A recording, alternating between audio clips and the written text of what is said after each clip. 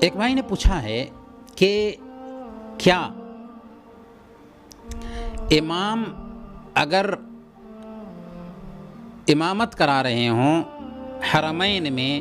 یا کہیں دوسری جگہ پر، تو کیا ان کی متابعت میں ہم اپنے گھر میں بیٹھ کر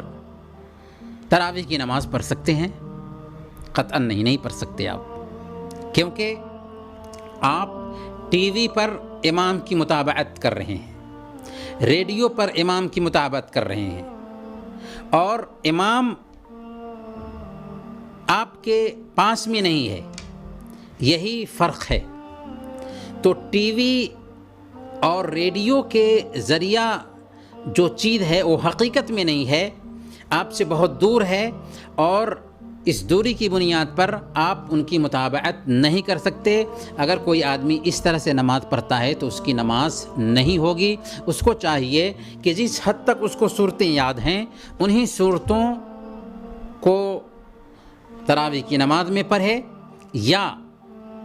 اگر قرآن کریم دیکھ کر کے وہ پڑھتا ہے تو قرآن کریم سے دیکھ کر کے بھی صورتیں پڑھ سکتا ہے، موبائل سے بھی دیکھ کر کے پڑھ سکتا ہے، لیکن ٹی وی پر نشر ہونے والی نماز کی متابعت کر کے